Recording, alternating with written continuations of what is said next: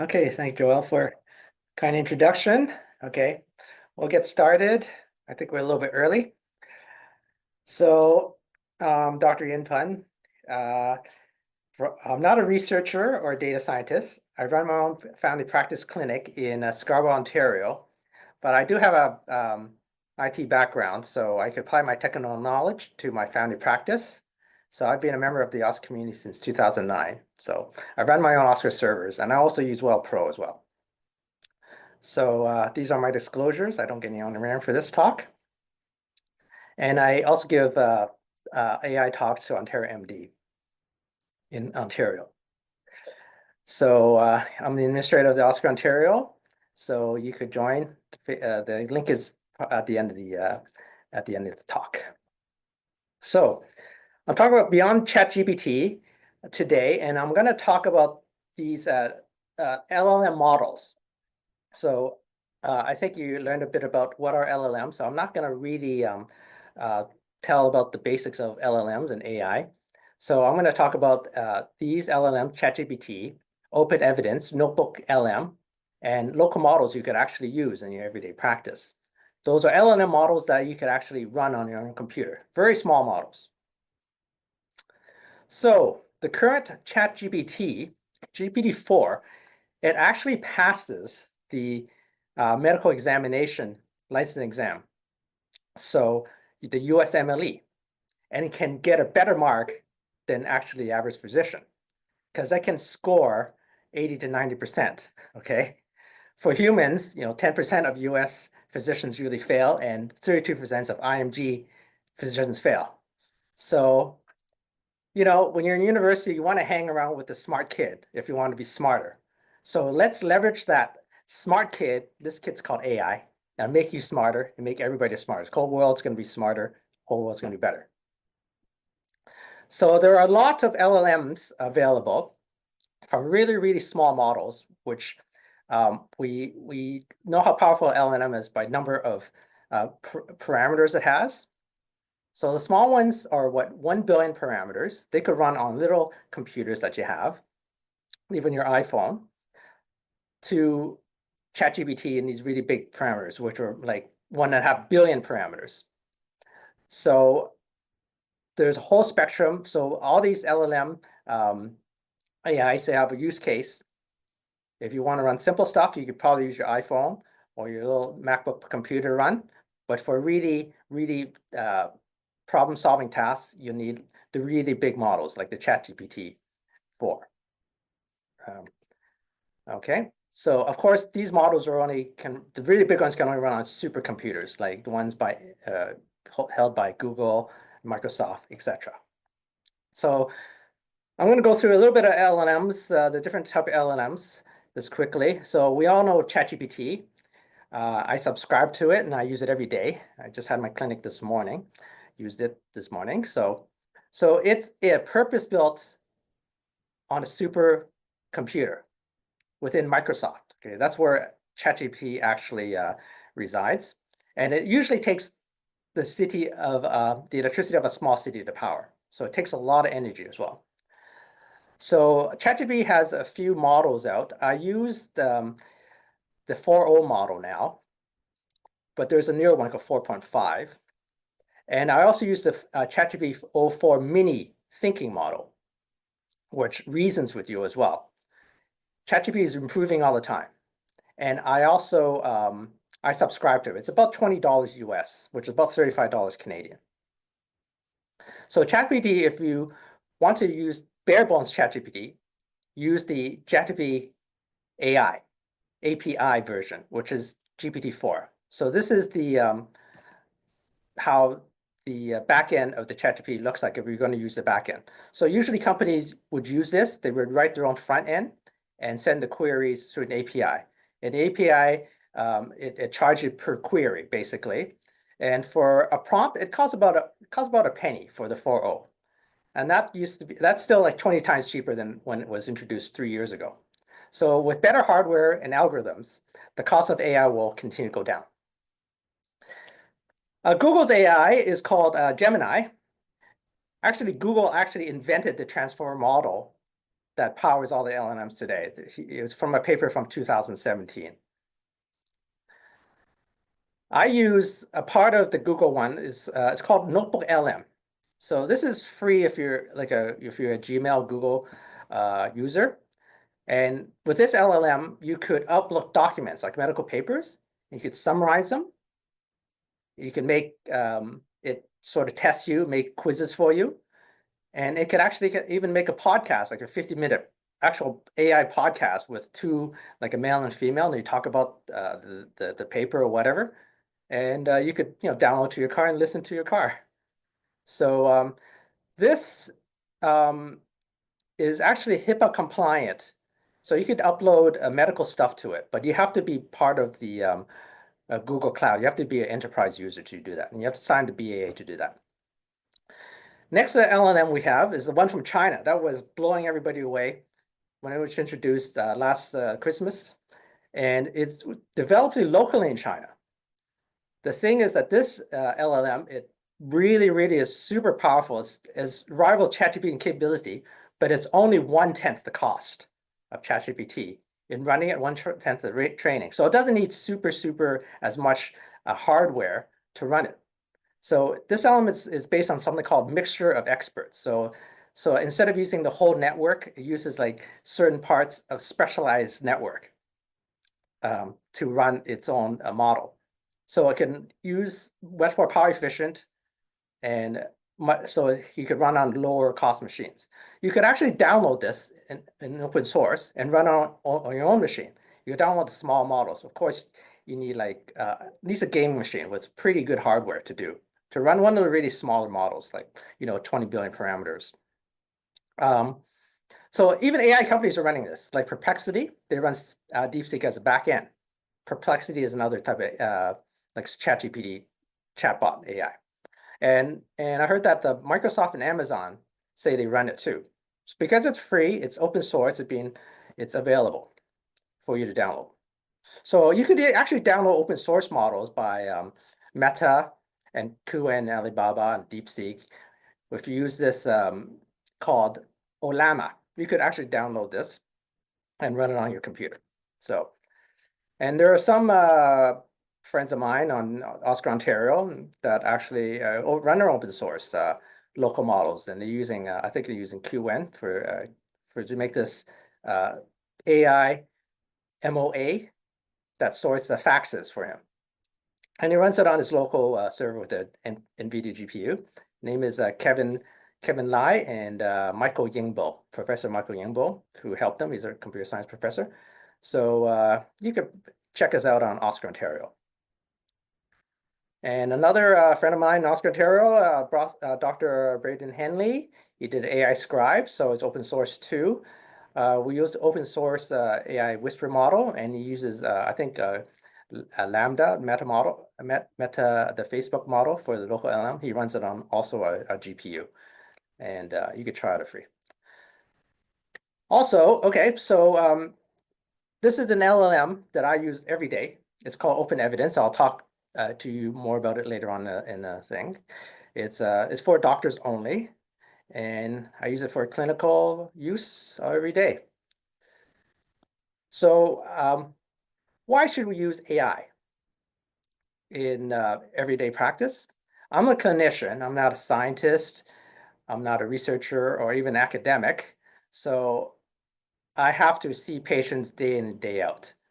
And I have to have the best tools for me to make my practice more efficient, more accurate, and more enjoyable for the patient, basically.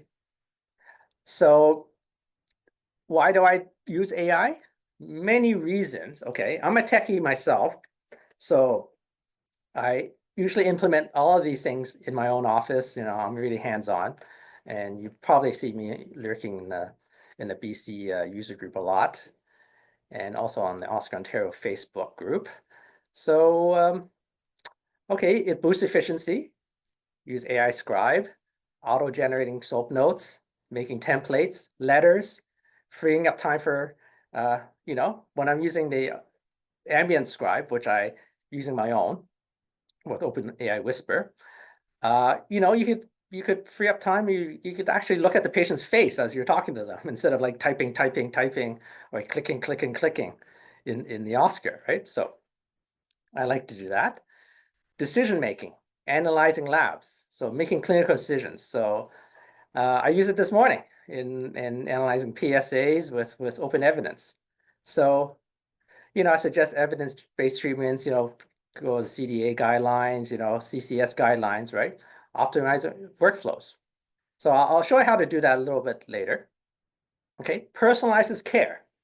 When you use the AI, you could offer tailored advice that's personalized to the patient, because when you enter the patient's blood work, their A1Cs, the PSAs and stuff like that, it'll comment on their actual PSAs or their A1C, 7.5. It'll comment on that, and it'll offer tailored advice, and you can actually write them specific meal plans for diabetes, for example, and you could counsel them on it.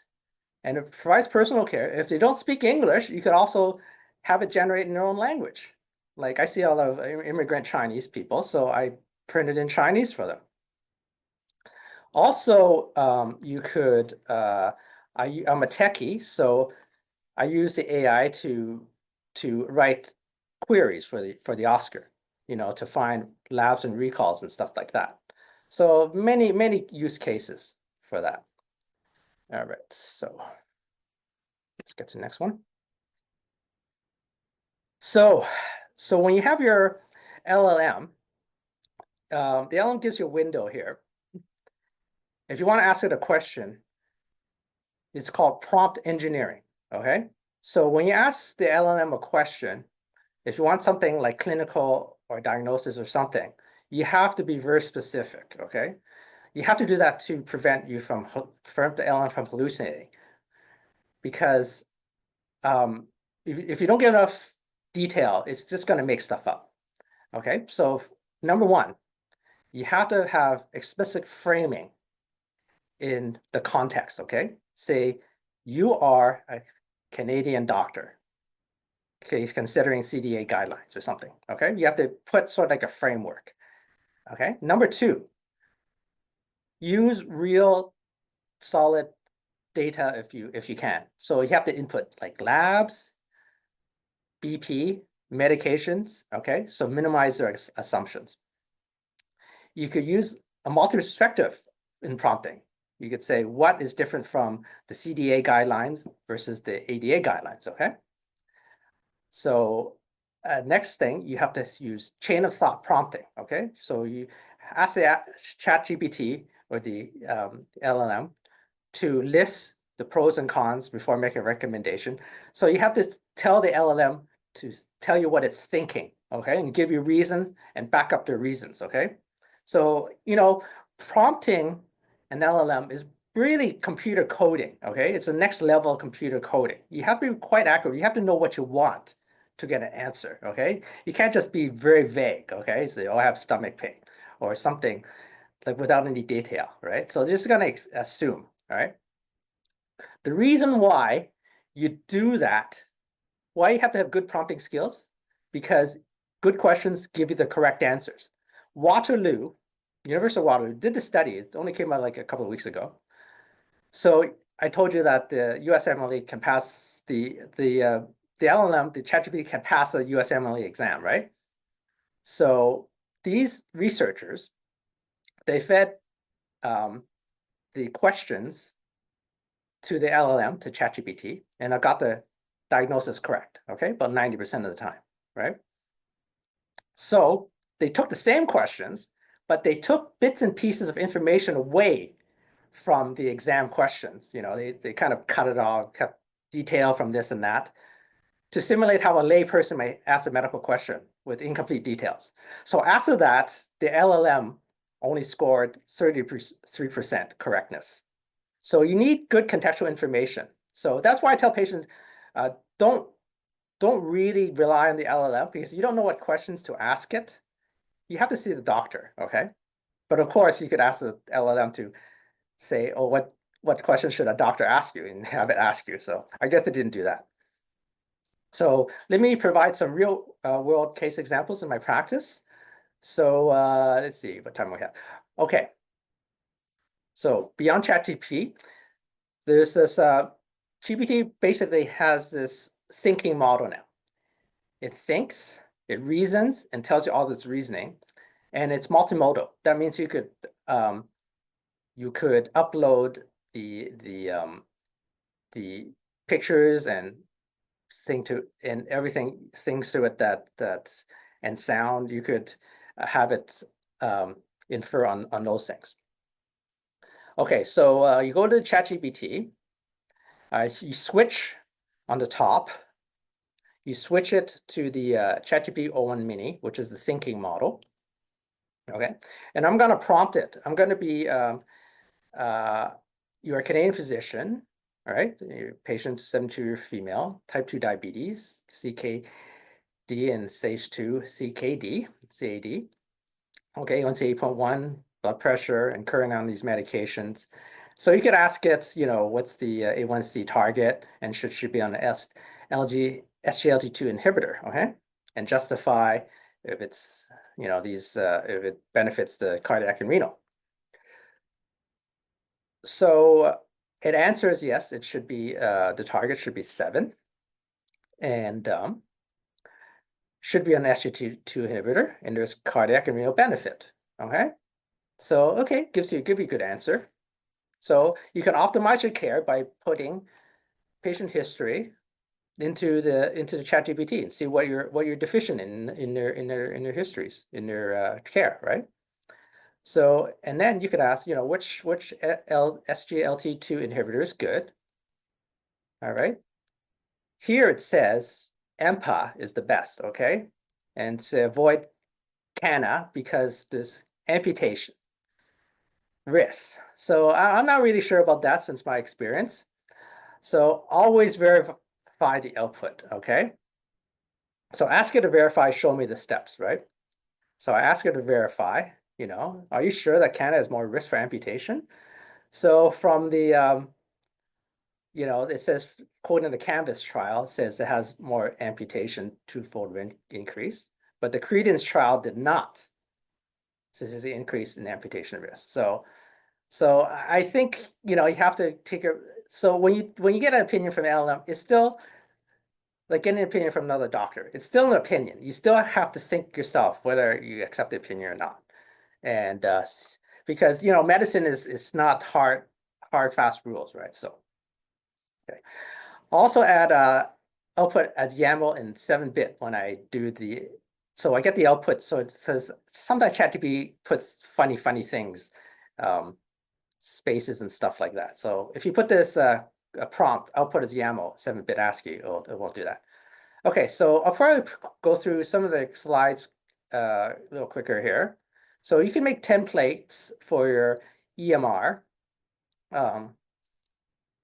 with ChatGPT, okay? So there's no privacy issues in this. This is just making a template and then get uploaded to OSCAR. So say if you want to make a template for a patient with stomach pain, include all red flag symptoms, you prompt that, and it'll make a template with, chief complaint, president, just like a template you get from the OSCAR templates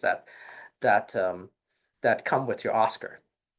So, check it for accuracy. I noticed it was missing H. pylori, so add that manually. So copy paste that template back to your EMR to add the template. Okay, I'm sure some of the OSCAR users here can show you how to do it if you don't know how to.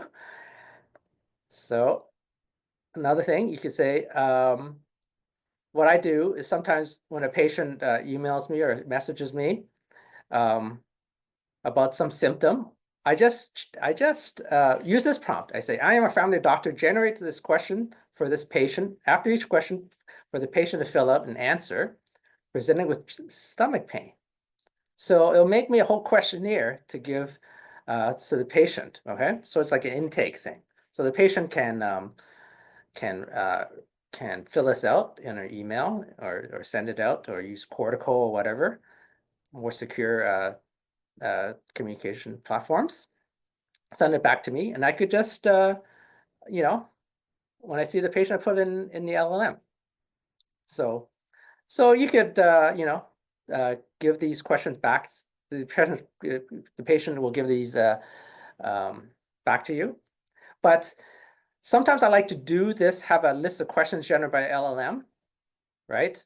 And then I use the AI scribe. So I just, if I'm too tired to go through all my whole list of templates, taking a history, I could just look at my LLM generated template and just ask the patients while speaking to the AI scribe. Also, you could prompt to give you a diet plan. If you actually put the whole patient's if you copy paste from the labs, from the Oscar labs, okay, just don't copy any PHI on it, okay? Health cards and stuff like that. Paste it in your prompt and make the prompt in front of it. Make a diet plan for this slightly high cholesterol.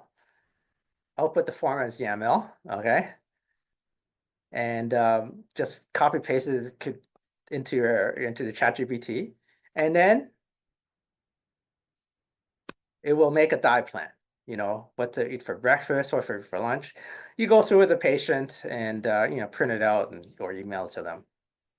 Okay, so to maintain patient privacy, okay, when you send clinical information to LLM, you could strip the PHI.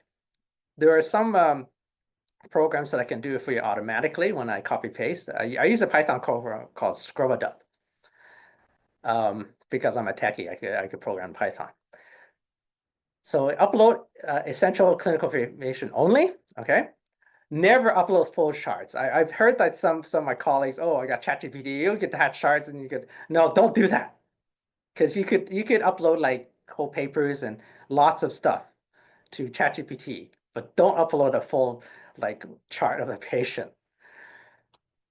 Don't upload JPEGs directly to the multimodal model. Because they may have some metadata in your JPEG when you take it with a camera, the location, where you take it, what time you took it, right? What I do is I just copy paste the screen of my computer, okay?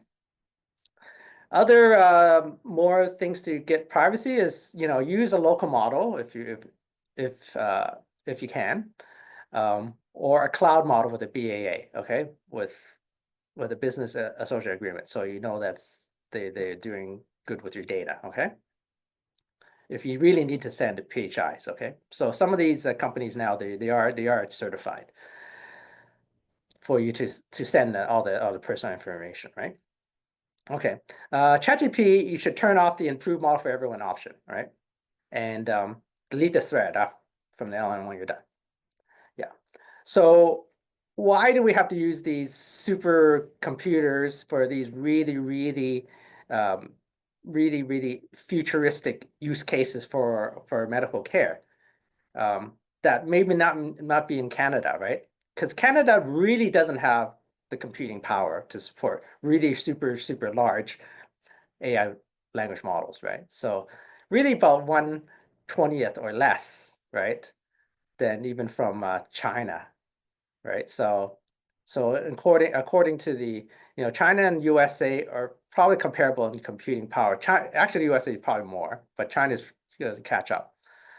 So in terms of EFLOPS, United States is 290, China is 240, and Canada is about 5. All right.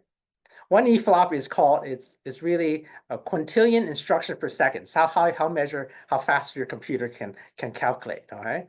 One EFLOP, it's equivalent to about 100,000 M3 Macintoshes, okay, if you want to sort of put it in perspective. All right, so let's move on. So I'm going to use some multimodal things, okay? This is quite useful for me because I see a lot of immigrant population from China. And you always bring me these Chinese reports, which my Chinese is not that great. So I use ChatGPT, the multimodal, to translate it. So they send me a report, they airdrop it into my computer because they have an iPhone, or send it to me somehow. Sometimes they use WeChat. So I load it up on my computer, open up in preview. I do a screen I don't upload it directly into the ChatGPT. I do a screenshot, okay? So the screenshot, use Command Shift Control Command 4, and you can select a highlight a picture of it, okay? A certain part of the picture. So I want to highlight the pathology part, not the PHI part, okay? So, and then you click on the command line of the ChatGPT, and then you paste. You just press Command V to paste it. So it pastes the report there. And I type the prompt OCR and translate this pathology report. So it OCRs it. It actually recognizes all Chinese, right? And it translates in English. So I have an English pathology report. So when they see the oncologist, I already translated for them here. So this patient had some thyroid cancer. Okay, super useful for me. I mean, I couldn't do this before. Tried using, Google, the Google Lens and stuff like that. Okay, so the OCR of the LLM is superior traditional methods. Patient give you handwritten like letters they want me to do. So, for example, this patient gave me this handwritten that they need a scooter, right? So I just put it into the ChatGPT, of course, without his name, and I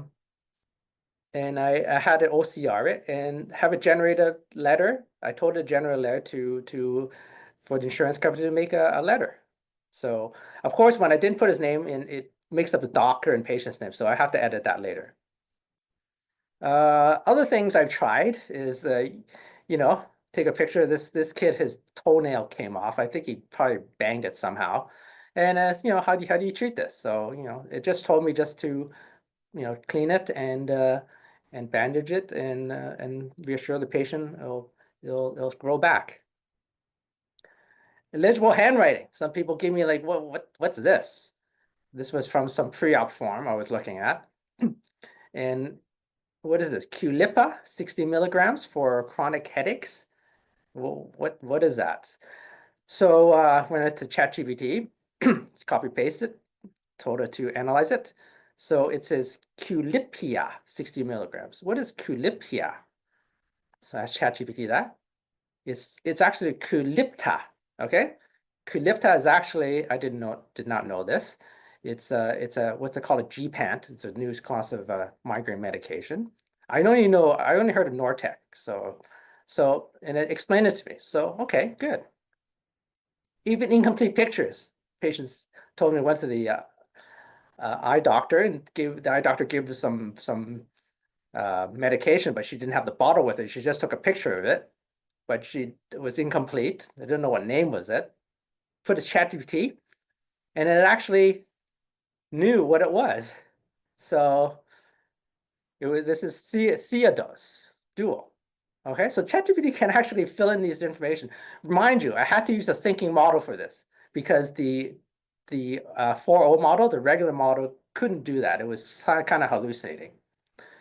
Other pictures you could try. I tried to skin lesions, moles and stuff like that, and ECGs, but really those really only give you like superficial answers. So it may be not too useful. Sometimes it is, and of course, taking picture of faces, there's a privacy issue too. So we have to know what is the truth. So if you've ever seen me in person, so which is the AI me and which is the real me? So hallucination can be good or bad. If you want to create stuff, it's good. But if you don't want to have truth, it's bad. So we're doctors. We're not creative. We're not artists. We have to know the truth first, right? So how do you reduce hallucination in AI? So you have to use pertinent information. Okay, do not assume. So I kind of went through this in the beginning of the prompt there. So use high quality model, ChatGPT 04 mini, use a open evidence. So I'm going to try this thing called openevidence.com. And it's actually endorsed by New England Journal of Medicine, all right? It's what this LLM is actually a whole bunch of LLMs. They won't tell you what exactly it is. So it's called a retrieval augmented generation model, because that will take information that it knows post-training, okay? It's free, okay? You go to the website, openevidence.com, but it needs your physician number to use it, okay? So it does a whole bunch of stuff, medical calculations. You can make patient handouts, make insurance forms, make a clinical differential diagnosis. You could quote studies and guidelines. It could even do. I even tried it for like drug interactions too. So a whole bunch of stuff it can do. So if you want to use it, getting your MIC number and that's your international medical doctor's number, and you can find it on CMPA receipt or college website.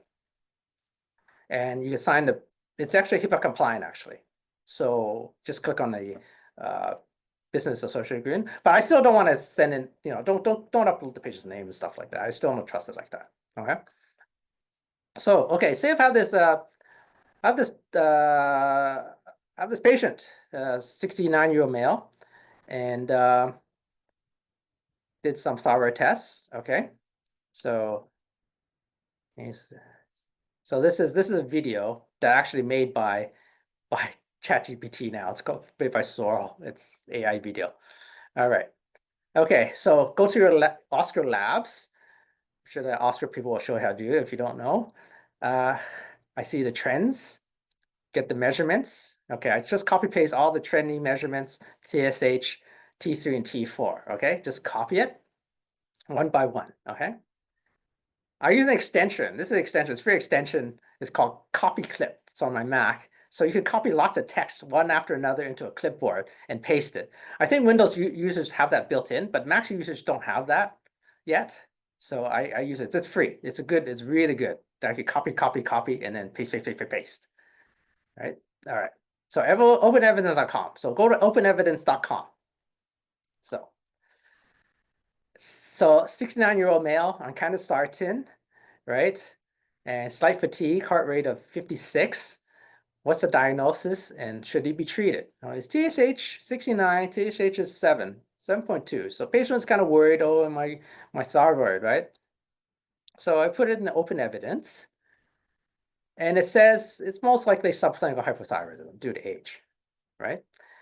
So it gives me other things like maybe it's bradycardic and maybe it's medicated bradycardic, but candesartan shouldn't do that, okay? That's number one it gives me, most likely diagnosis. And then it gives me diagnosis not to miss, like AV block and, sick sinus syndromes, things like that, okay? So it tells you what to do if you run into those things. So you check for other things like syncope and stuff like that. And so it gives me advice. So in this case,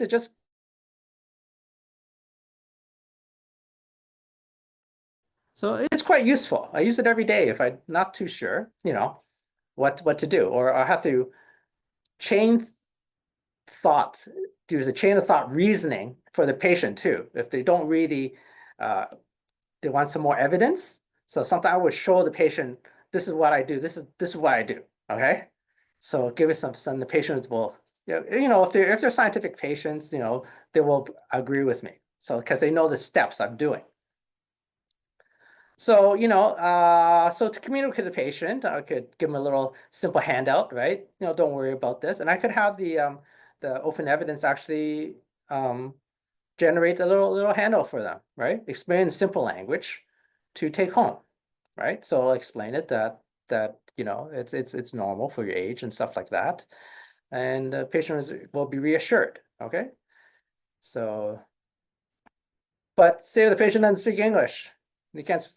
So prompted write in Chinese. So I do that in Chinese. Patients love it. Okay. And then I have the thread, my question and answers in that. You could save it to PDF and then upload it to your eChart documents to your patient. Just save it as a record that's what you thought in making this diagnosis for the patient. So you always, know what you did. So LLMs actually saves your questions too. All the questions you query. I think, yeah, so far, I think I use it since January, December. 500 questions, I've done more. 500, yeah. So remember the verified, sometimes LLMs don't give you all the details, right? So it's just like opinion, right? Sometimes the guideline changes, like the CCS guidelines or something, or there's conflicting guidelines, like the peer guidelines versus the CCS guidelines, right? Uh, it's so you have to verify. Okay. Okay, let's send in more Terminators. More Terminators. My AI Terminators. So this is me getting cataract surgery, but I replaced the surgeons with Terminators. That's done by ChatGPT. Okay. Just don't use one AI. Use several AIs, right? So okay, let's do this use case. Post-MI patient for so I went to this talk by Beth Abramson, this cardiologist at St. Mike's, for post-MI lipid management. So this patient is 64 years old with post-MI, and she everything's okay. She's on statins, but triglyceride is not a target. It's 2, okay? LDL is pretty good at 1.4. So I say, what be optimized for this patient? So you could use bad grammar and stuff like that. LLM still understand you. And it'll tell me that, yeah, triglyceride, it tells me, they're not on RAS blocker, they're not on beta blocker, it needs to lose weight. And triglyceride is not really a target. So you could add the IPE, the Vasipa medication, okay? So that's from a recent study. So reduce it. So, but open evidence doesn't say that, right? It misses that. So I think it's maybe because it wasn't trained to there. And for further prompting, then I'll say, okay, you use the IP, but you have to take it with a grain of salt, okay? So remember, the LLM may not get all the details for recent guideline change or conflicting guidelines. Okay. So Dr. Abramson's, comment on this is, okay, it's very reasonable, but needs some little fine tuning. Okay. So LLM is still the tool for you. Okay. So you're still a doctor, you still have to use it as a tool. So don't let it like tell you what and believe it. Okay. Everyone on my floor is coding. Software engineers or doctors. So I'm going to show you some coding. How much time we got? Okay, I'm going to maybe just a little 10 more minutes. Hi, Dr. Pun, can you hear me? Yeah. Yeah, hi, I just want to let you know we're just about 10 minutes to end.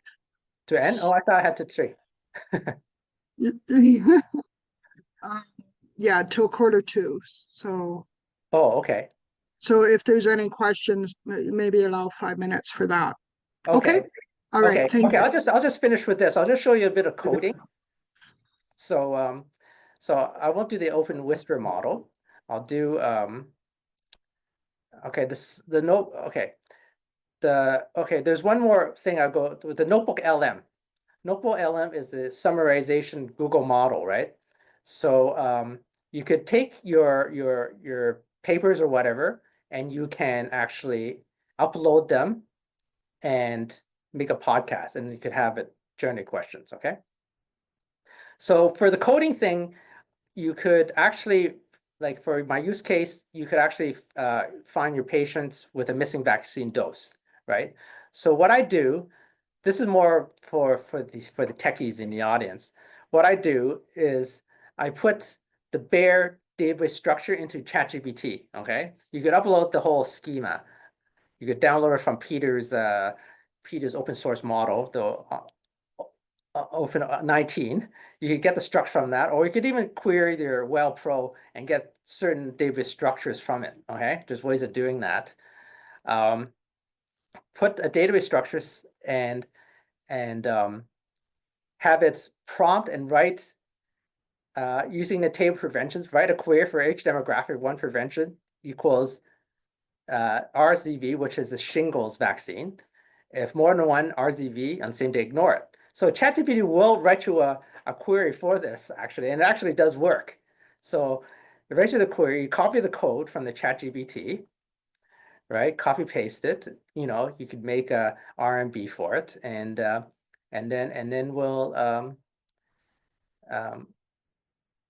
you could run it and find out all your shingles vaccines. They only had one, so you could use this to data mine my queries and data mine your software, your Oscar database. So sky's the limit for this, and so I think I'll end here. This was actually a slide that I did last year. That's 2 years ago. This one LLMs kind of started, and not many people had LLMs yet. The chat that Google didn't work, and open source models weren't really out yet. So we've gone some ways from that. Okay, so if you want more recipes, you could always Google me, Gmail me. You could join the Facebook group on my Oscar Ontario, but you have to be a Facebook membership. Okay, so I think that's all I have to say today. And thank you for listening. And I'll see you online and on the BC forum and Oscar BC, wherever we meet. Okay. So can I unshare and I could see your faces, whatever? Yeah, well, you can see mine. The Yeah. audience isn't. Hi. Thank you very much. Are there questions? I'm just gonna look around. We have one.